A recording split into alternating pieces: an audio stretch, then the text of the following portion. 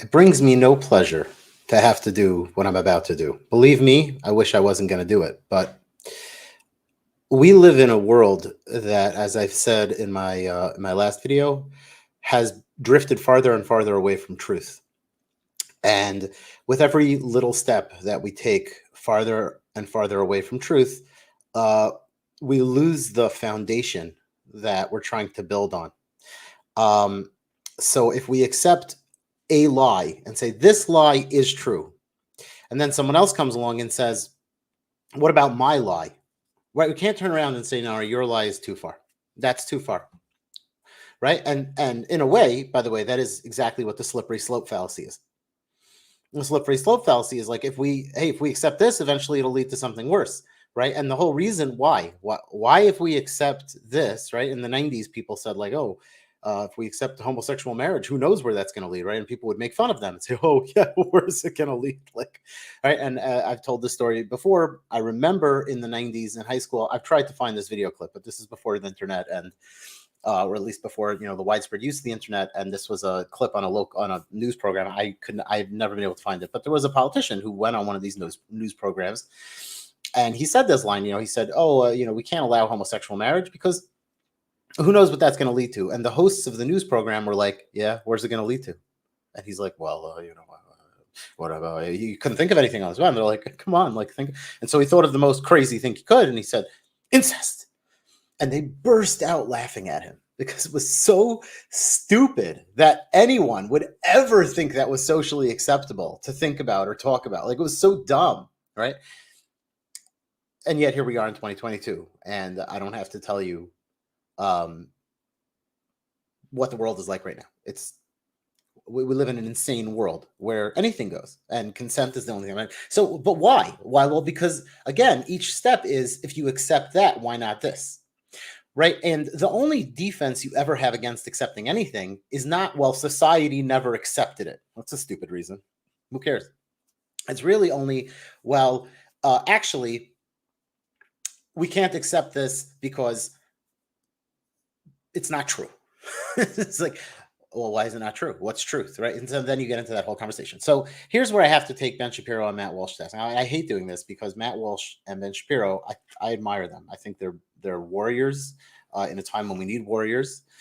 But the fatal flaw that they've always had, and this, as much as it troubles me to say it, it's just the truth. The fatal flaw they've always had is that they too do not want to admit that at the end of the day, you need religion. You cannot rely on the idea of rationality to promote your ideas. We don't live in that society. Now, I'm going to play this clip, and I'm just going to show you where they're wrong. And by the way, some of it is just factually incorrect, which is surprising because Ben usually is very on top of his facts. But almost all of it is morally, logically, rationally, and ideologically incorrect. And it's frustrating to have to do this to two people who I think are trying their best to be good people. I don't think they're grifters or whatever that, whatever people say about it. They're not. They really want society to be healthier and better. But this is, unfortunately, their fatal flaw. All right. We're going to play. I highlighted some parts of this. We're not going to play the whole thing. We're just going to play the parts that I think are most important and relevant, and you'll see for yourself what I'm talking about. All right. So let's go to this part of the clip over here. All right. That the only rationale you possibly have for saying the marriage between a man and a woman is because you're a Christian or you're. I can't hear anything. What? Oh, whoops. Technical issue. The audio is not plugged in for me, so that's a lot of people who aren't experts in audio and video probably don't understand this, what I'm doing right now, but I'm just going to plug this connector in. Very complicated. Okay. Sorry about that. Here we go. Muslim. That's really the only reason at all. But the only reason why I have these crazy beliefs. So Ben is making the point here, and I'll slow it down a little. It's too fast. Ben is making the point here that the left disingenuously argues that the only reason people would have a belief that goes against them is because of religion.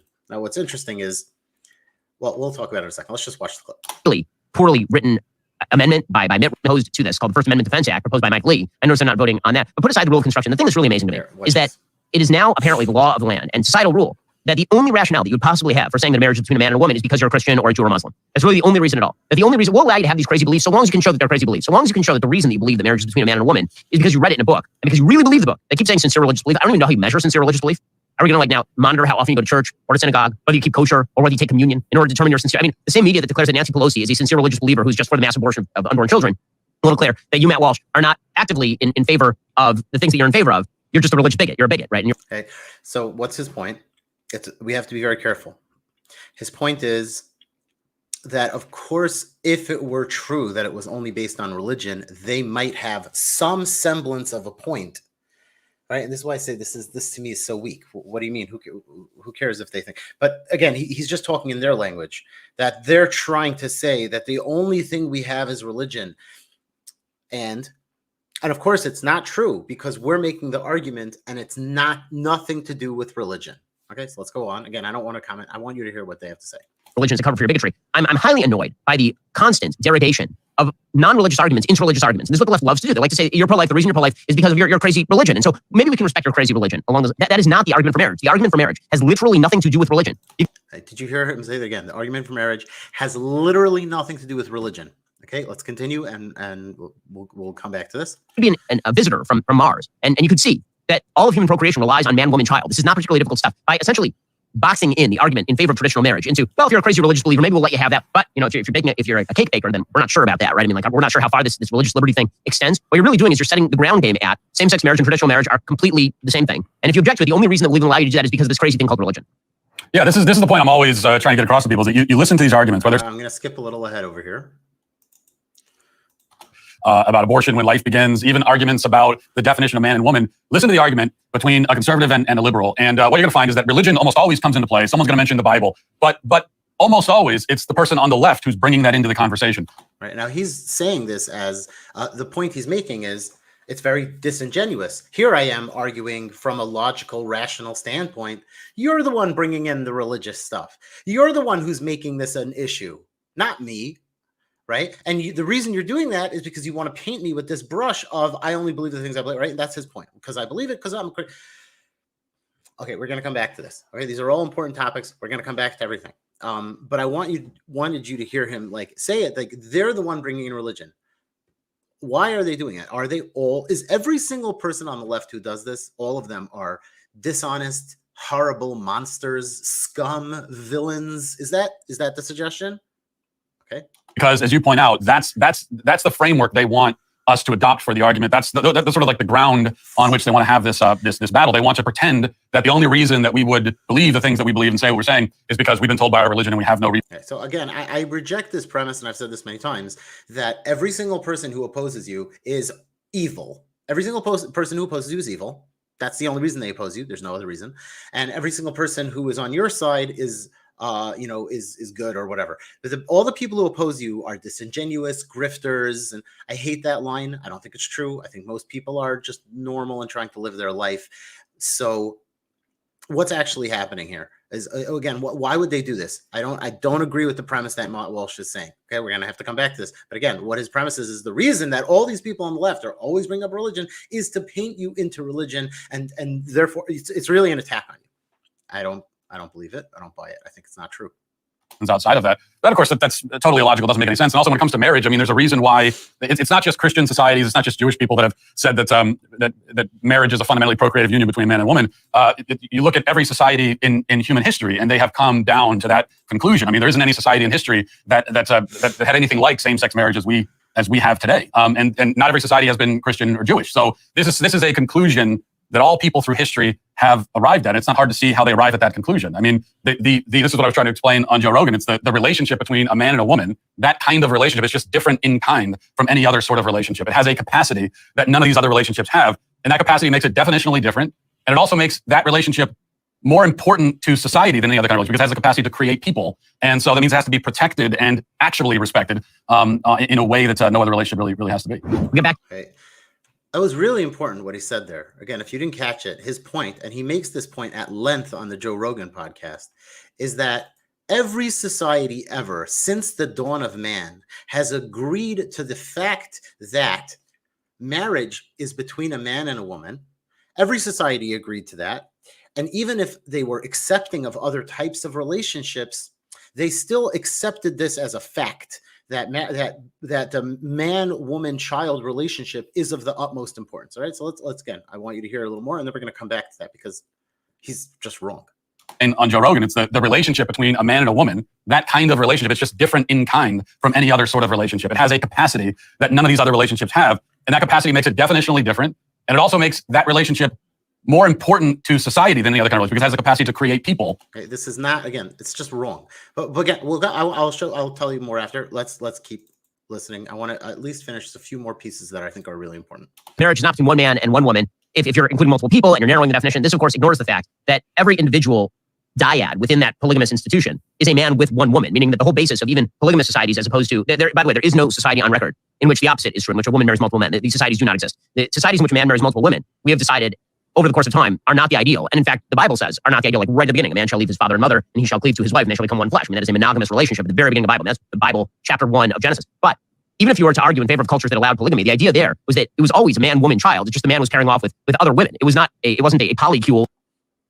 Polygamous unions, if anything, is kind of the exception that proves the rule because, as you point out, there's never, as far as I know, there's never the reverse of a bunch of men marrying one woman. And why is that? Because maybe societies in the past that had polygamy, you have even more procreation if it's a man with multiple women. So this is, again, this is terrible and factually wrong, and we're going to come back to it.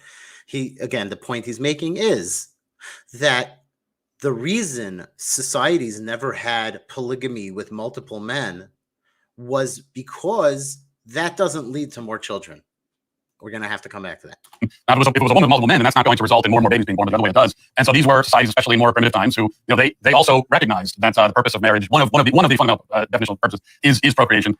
Right. Again, they recognized ancient societies all knew this secret that the reason for marriage was procreation. Okay, we're going to come back to that. And that's where polygamy comes from. Now, we don't have that in our society for a lot of reasons. And one of them is that we recognize that a child needs a mom and a dad, and so not a dad and multiple moms, but a mom and a dad, and that's going to be the best thing for the child. And that's what this difference. Yeah. So what? I'm sorry, just breaking it down. And the reason our society doesn't allow it, the reason we don't allow polygamy, is because we recognize that the best possible way for a child to be raised is man, woman, child, and it's out of the goodness of our hearts and the interests of what's best for the child that we have outlawed polygamy. Okay, we're going to come back to that. Conversation should revolve around what's the best for a child. Every child that is born has a mother and a father. There's no other way to create a child. And is it best for that child to be raised by those two people or not? I think obviously it is. And Matt, this is the only reason that marriage is a social institution in the first place. Society has no interest in who you pair up with and have sex with. Of marriage, one of the fundamental definitional purposes is procreation, and that's where polygamy comes from. Now, we don't have that in our society. A lot of child needs a mom and a dad. That marriage is a fundamentally procreative union. Those were all the pieces I want to go through. Okay, now let's just go back for a second. Let's review. And there are just so many different points that are being made here, and there are so many. They're almost all wrong, and it's so upsetting. Like, I really wish I didn't have to make this video. There are so many points, and they're almost all wrong. Where to start? Okay, let's begin. Bottom line is this. The argument that there is a logical and moral ground for anything outside of religion, first of all, always falls flat on its face. We'll get to that in a second. That's a broader topic. But more importantly, Matt and Ben are very clearly making the argument that you don't need to get into religion to show that marriage should be important to society. And as Matt points out, and this is where I want to start from, Matt points out every single ancient religion and every single ancient society all understood about marriage, this single concept, that marriage is extremely important to society. They all understood that. And that's why every ancient society always had this concept of men and women producing children. And that's why they didn't have like a recognized structure for homosexual marriage. This is so incredibly wrong. If you look at ancient societies pre-Judaism, ancient societies pre-Sinaitic times, as you might say, what you'll find is that not a single society had marriage. In fact, every single society, I'm not even an expert. I'm a little bit of a history buff. I taught elementary school history for whatever that's worth, and I taught high school history a little bit. You don't need to be an expert. If you just read what other experts write, right? You go look in a book, by the way, if you just want a place to find some information about this. Dennis Prager talks about this in his book, The Rational Bible, a little bit. But you can just read about ancient civilizations pre-monotheism. Every civilization, virtually every single civilization, did not have the nuclear family as a centerpiece. Every single civilization believed that women were inferior to men. Okay. Now, how long into civilization did monotheism come around? Well, we know, because even if you don't believe in the Bible, the earliest evidence of civilizations dates back around 5,000 something years. And around 2,000 years later, a little bit less, whatever, give or take, I'm not being so accurate here, comes along monotheism. In those 2,000 years, that's a long time. Okay, America's only been around 250 years, and it feels like the ideas of America have been around forever. Right? The Enlightenment has only been around a few hundred years.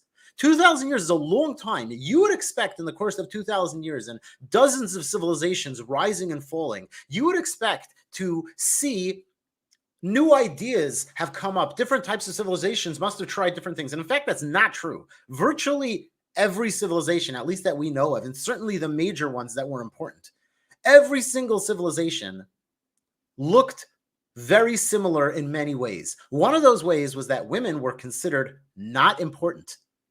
They were not regarded as important. Families were not regarded as important. This notion that Matt says is just not true. In fact, the way it was that women were basically chattel. They were property. They were complete nothing to the men, right? Men had harems based on how much they could afford.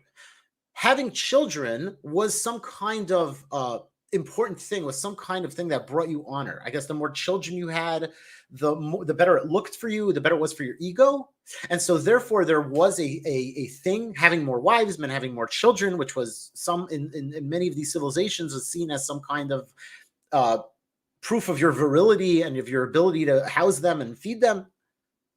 But they didn't raise them mostly. In fact, the more important a man was, generally speaking, the less he had to do with his wives.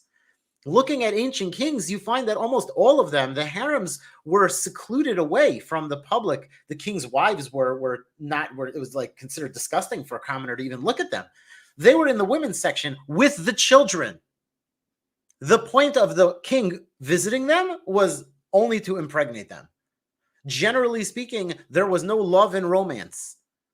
In fact, there were many ancient societies that had a rather famous ancient saying, which was, women are for children and boys are for pleasure. In most ancient societies, sexual pleasure was considered more delightful with men or boys. Not only was homosexuality something that was okay, it was not just mainstream, but among many people, it was preferred, among many powerful and important people. The Bible makes no secret of this, if you believe in it. It says that Potiphar, who was one of the most important people in ancient Egypt and one of the advisors of King Pharaoh, the king of Egypt, himself was homosexual. He preferred, and yet he had wives, multiple wives. Why? Well, because that was the norm in society. You had wives, even if you preferred your pleasure to come from men. You had wives because that was part of society. Like that was just normal. Right? And the purpose of wives, sure, it was procreative, but it wasn't to have a relationship with them. Kings, you don't even have to go back so far. You can even go back to medieval times to find the basic idea that kings rarely interacted with or reared their own children. That was, they had people they would hire for that, right? That was not something they engaged in. They hired people for that. They had servants and tutors and whatever. Right? The kings were busy. It was considered beneath their dignity to be involved in child rearing. Right? And certainly in ancient times, again, the women and the children were relegated to the women's quarters. You know, one of the most fascinating insights you'll get into this is in the book of Esther, Megillah Esther, and book of Esther, where it talks about how Esther said, if I go to the king, he hasn't summoned me in 30 days. If I go to the king, then, and I wasn't called and I wasn't summoned, the rule is that unless he extends, it's not even like innocent until proven guilty. I'm actually required to be put to death. The soldiers there can put me to death and nothing will happen to them because they would be right. If the king sees me and he says, oh, she came without permission, all right, I'll extend my golden scepter. Again, you don't have to believe in the Bible. These practices were common across civilizations in ancient times. The nuclear family was unheard of. It was not respected. Women were only used for procreation. The notion that society should have some kind of, should put like the man-woman-child relationship on some kind of pedestal would have been laughed at, was absolutely not, that was not considered a thing. So I don't know what Matt is talking about. So where does this notion come from? Where does it come from? It comes from monotheism. The only place that this notion that a man and a woman should raise their child together comes from monotheism. That is a monotheistic idea in its nature, in its construction, and that's the only foundation for this idea.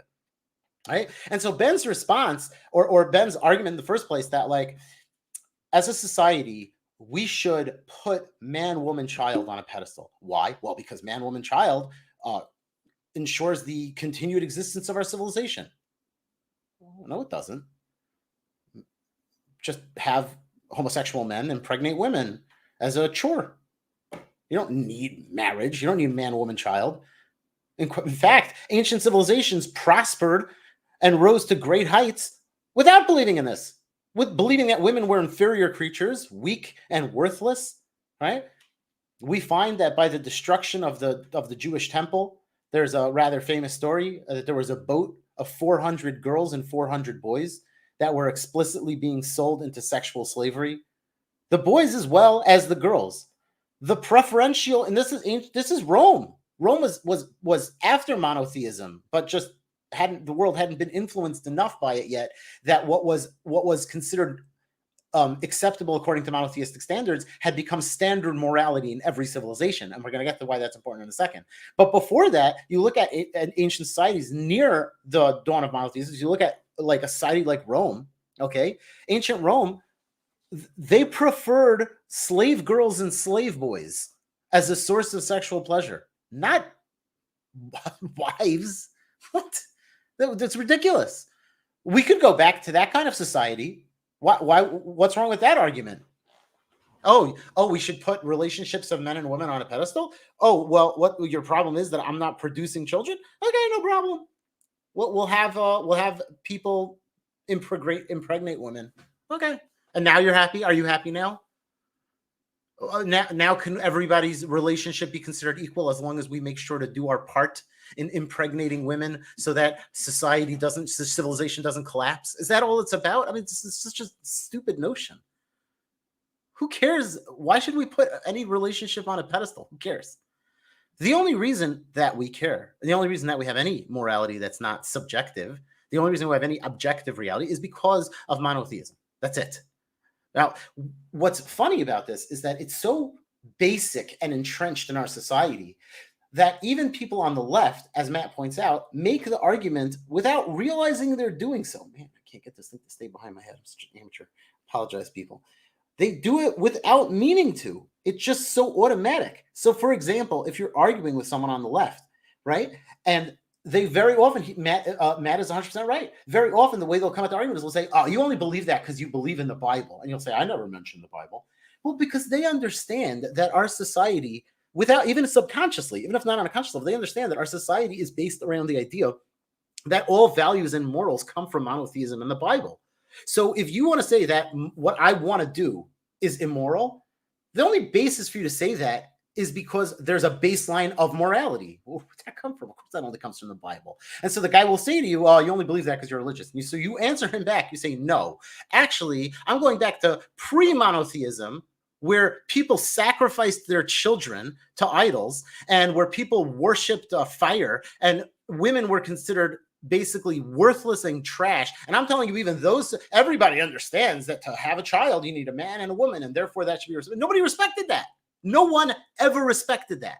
It's so disappointing to hear Ben and Matt make these pathetic arguments that you don't need religion. Everyone can see that it's true. Yes, of course you need religion. Without religion, there is no value. In fact, without religion, there's no value to anything. The more power, Matt makes the, again, incorrect point. He says you never find a society where multiple men married one woman, and that's because everybody understands that that doesn't increase procreation. No, that's not why they didn't do it. The reason they didn't do it was because that would have been so disgraceful to the men. Because for all of human history, up until the women's liberation movement, besides for, by the way, Judaism, which reveres and respects women and lays out clear obligations that a husband has to his wife, nobody ever did that. That was purely a Jewish thing until very recent society. But aside from that, no ancient society considered women to have importance. The women were, and even if they had some importance, they were considered less than. They were not as important as men. Maybe there were exceptions. You'll find occasional exceptions. You'll find like a woman who was revered or a leader who was a woman. That wasn't the norm. They were exceptions. The norm was that women were considered lower than men. So how embarrassing and shameful would it be? Maybe you'll find, again, you might find exceptions because you'll find people who are emasculated in every society, including ancient ones. But no normal functional male in any ancient society would be caught dead having a co-husband. How weak. Men are powerful and superior. Wives can have co-wives because they're garbage anyway. So what? So I have two women beneath me. The women and the slave, women, children, and slaves, as the old books frequently say. All women, children, and slaves have to do X, Y, Z. Not men. That's why they didn't have polygamy with husbands. Because it would have been considered shameful and demeaning. Who would do such a thing? It would be ridiculous. They would be looked at with such pathetic pity. Right. And so again, Matt keeps making these arguments that, oh, you don't need the Bible. A society should revere and worship or at least put on a pedestal this idea of a man, woman, and child, because if we came to the world, no, we shouldn't. If we came to the world and we had no objective morality and we had no but again, all of these things, that's what I mean with the whole baseline is Judaism. All of these things are based in Judaism. The only reason we treat women decently at all is based on women. If everybody woke up tomorrow with amnesia, Matt made this point on Joe Rogan. If we all woke up with amnesia tomorrow and we would see that men and women can produce children and we would say, oh, that relationship is special, we should put it on a pedestal. No, we wouldn't. You know what we would do? We would say, hey, men are stronger than women. I guess we'll just force the women to have children. And if they don't want to, we'll just, well, frankly, I don't want to say, we'll force them to. And then we can do whatever we want. And the continuation of our race will be ensured by the fact that we force the women to bear children, which is what every single ancient society pre-monotheism did, without exception. Without exception. And by the way, again, if you believe in the Bible, like I do, guess what? The very first form of corruption mentioned in the Bible explicitly is this exact thing. Right? And this is why the Bible is such a valuable tool to those who understand that it is true.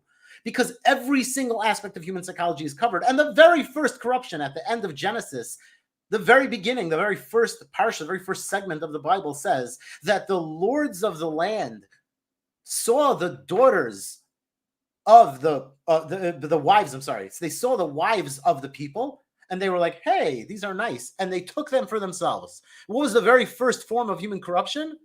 Taking other people's wives forcibly because you were more powerful than them and saying, oh, this woman looks nice. She's mine now. And again, we find this corruption encountered frequently in the Bible. For example, Abraham, in his travels through the world, comes to Egypt and Gerar, two different countries. And in both of those countries, what happens when he gets there is he's forced to lie and say, this is my sister, because he's nervous that if he says this is my wife, they'll kill him and take her. And in both of those places, his wife, Sarah, gets kidnapped by the ruler and taken for his pleasure.